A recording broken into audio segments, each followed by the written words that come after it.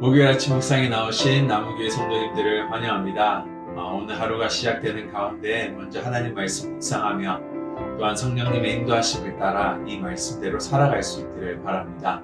오늘 하나님께서 저희들에게 주신 말씀은 룻기 1장 16절에서 20절 말씀입니다. 함께 드라마 바이블로 먼저 말씀 듣고 보시겠습니다. 하니 룻이 이르되 내게 어머니를 떠나며 어머니를 따르지 말고 돌아가라 강건하지 마옵소서. 어머니께서 가시는 곳에 나도 가고 어머니께서 머무시는 곳에서 나도 머물겠나이다. 어머니의 백성이 나의 백성이 되고 어머니의 하나님이 나의 하나님이 되시리니 어머니께서 죽으시는 곳에서 나도 죽어 거기 묻힐 것이라. 만일 내가 죽는 일 외에 어머니를 떠나면 여호와께서 내게 벌을 내리시고 더 내리시기를 원하나이다. 나오미가 룻이 자기와 함께 가기로 굳게 결심함을 보고 그에게 말하기를 그치니라. 이에 그 두 사람이 베들레헴까지 갔더라. 베들레헴에 이를 때 온 성읍이 그들로 말미암아 떠들며 이르기를 이가 나옴이냐? 나를 나옴이라 부르지 말고 나를 마라라 부르라. 이는 전능자가 나를 심히 괴롭게 하셨음이니라. 지난주 함께 사사기를 이렇게 살펴보았고요. 오늘은 함께 룻기를 보았으면 좋겠습니다. 오늘 룻기 1장 1절을 시작할 때 룻기의 시대 배경에 대해서 설명하고 있습니다. 바로 사사 시대라고 이야기를 하고 있죠. 하나님께서는 사사 시대에 이스라엘의 죄악된 모습 때문에 기근을 그들에게 보내십니다. 기근이 들게 하시죠. 이 기근 때문에 에비멜렉과 그리고 그의 아내인 나오미 또한 두 아들들을 베들레헴의 기근을 피하여 모압 땅으로 이민을 가게 됩니다. 또한 하지만은 그곳에 갔을 때 그들을 기다리고 있는 것은 바로 비참한 결말이었습니다. 에비멜렉과 두 아들이 죽게 되고 나오미만 과부로 남게 됩니다. 그리고 나오미와 그 아들 둘의 아내인 모압 여인들이 남았죠. 이런 비극 속에서 나오미는 베들레헴에 기근이 사라졌다라는 소문을 듣게 됩니다. 그리고 다시 베들레헴으로 돌아갈 준비와 채비를 합니다. 그런 상황 속에서 두 며느리인 오르바와 룻에게 이런 얘기를 하죠. 너희들은 다시 너희들의 땅으로 돌아가라. 그곳에서 새 삶을 시작해라고 제안을 합니다. 그래서 오르바는 다시 자신의 땅으로 돌아가게 됩니다. 반면에 룻은 오늘의 본문에서 고백하듯이 이렇게 고백하고 있습니다. 어머니께서 가시는 곳에 나도 가고 어머니께서 머무시는 곳에 나도 머물겠나이다. 어머니의 백성이 나의 백성이 되고 어머니의 하나님이 나의 하나님이 되시리니. 이런 룻의 고백은 나오미를 섬기겠다라는 고백으로 보시면 될 것 같습니다. 오늘 나오미의 고백, 룻의 고백, 그리고 룻이 나오미를 따라가겠다라는 이 결정은 룻에게 있어서 결코 쉬운 결정이 아니었습니다. 한번 잘 생각해 보았으면 좋겠습니다. 첫 번째로 룻은 이스라엘 여인이 아닙니다. 바로 모압 여인이죠. 이방인이라는 것입니다. 이스라엘 사람들에게 환영받지 못한다라는 것이죠. 오늘 이 룻기를 1장과 4장 참 짧은 책인데 이 책들을 살펴볼 때면은 사람들을 룻의 이름을 부르질 않습니다. 바로 모압 여인이라고 지칭하고 있습니다. 즉 어떻게 보면 그렇게 환영받지 못하는 한 여인이라는 것이죠. 두 번째로 나오미와 같은 과부입니다. 나오미는 나이가 들어있는 늙은 여성이지만도 룻은 어떻게 보면은 결혼을 다시 해서 안정을 찾을 수 있는, 안정이 보장된 미래를 찾아갈 수 있는 상황에 있는 여성이죠. 하지만 오늘 나오미를 따라 베들레헴, 즉 다른 나라로 이민을 온 것입니다. 이런 결정은 룻에게 있어서 쉬운 결정이 아닙니다. 아마도 어떻게 보면은 나오미가 나이를 많이 먹었고 그 나오미를 보살피기 위한 룻의 결정이었다고 볼 수 있습니다. 세 번째로 모압이라는 땅에서 베들레헴으로 간다는 것은 또 이 쉬운 여정이 아니죠. 바로 사막을 거쳐야 됩니다.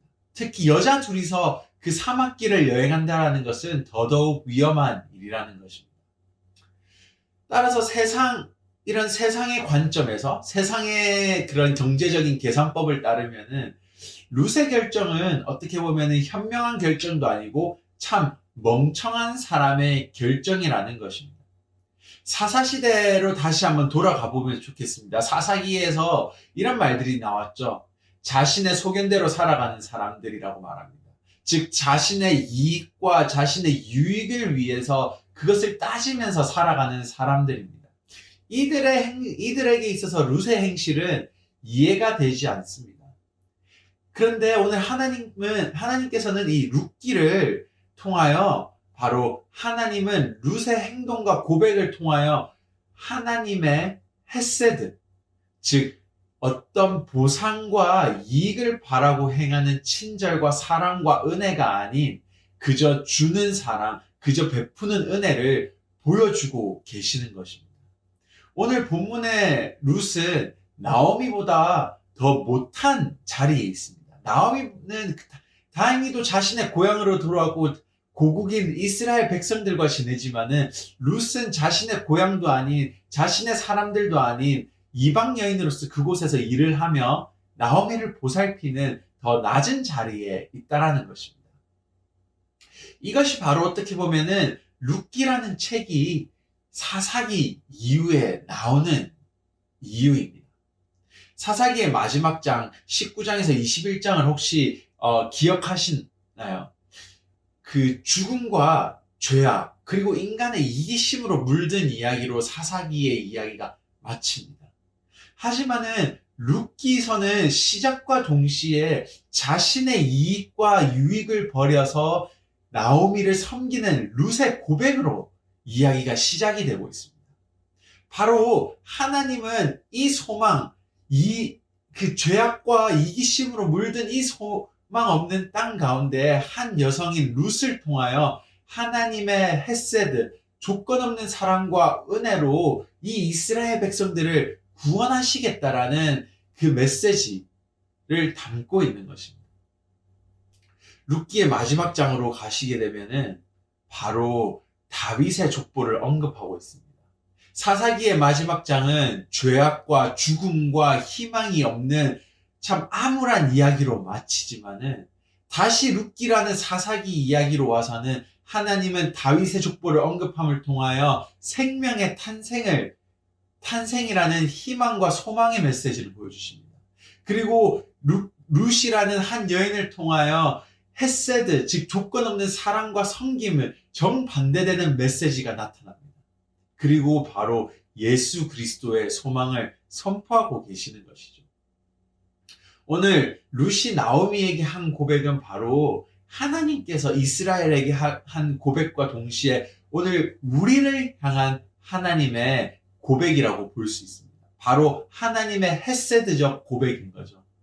우리의 삶이 엉망진창이고 죄로 물들어 있고 좋은 결과와 이익을 낼 수 없는 그런 삶이라고 볼 수 있음에도 불구하고 하나님은 룻의 고백처럼 너희가 어디에 가든지 나는 너희를 따라갈 것이다.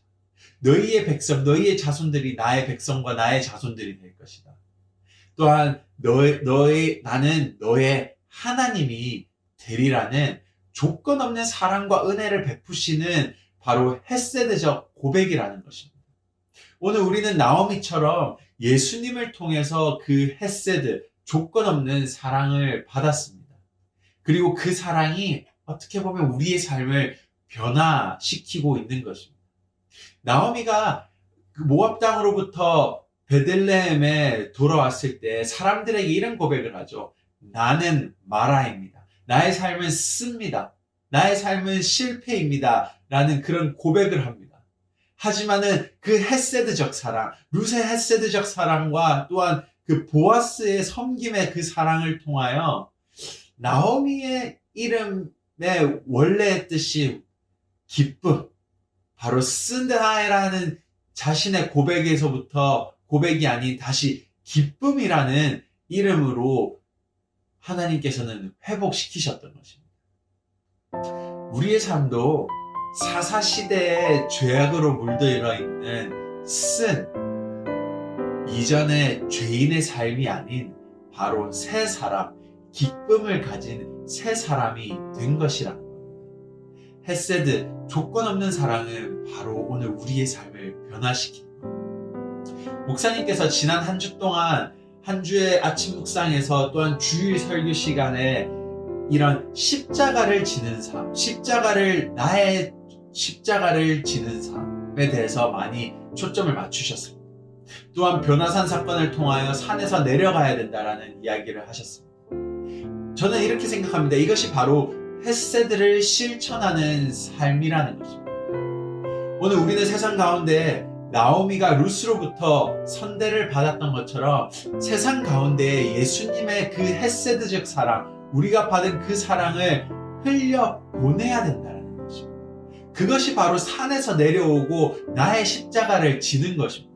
나의 유익을 따라가는 것이 아니라 누군가를 위하여 룻의 고백을 할 수 있어야 되는 것이 우리의 삶이라는 것입니다. 그것이 산에서 내려온다라는 것이죠. 오늘 사사시대처럼 죄로 물든 세상 가운데 성령은 우리를 인도하셔서 그 헤세드 사랑을 흘려보내기를 원하십니다. 또한 성령께서 그 고백들을 실행할 수 있도록 우리를 인도하고 계신다는 것입니다.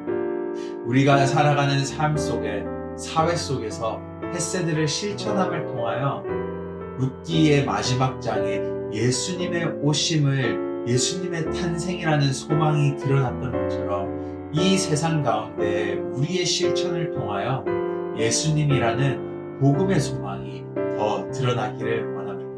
오늘 여러분들의 삶 가운데에서도 헤세드적 섬김을 통하여 예수님의 사랑이 더 드러나기를 원합니다. 함께 기도하시겠습니다. 하나님 감사합니다. 오늘 룻의 그 섬김을 우리는 예수님을 통하여 맛보았습니다.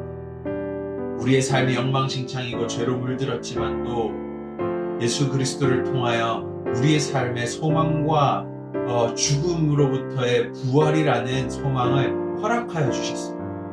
또한 이 시대가 사사시대처럼 죄로 물들어 있음에도 불구하고 하나님 룻기에서 마지막 장에 소망을 보여주셨던 것처럼 이 땅 가운데도 예수 그리스도를 통한 소망이 있음을 발견했습니다.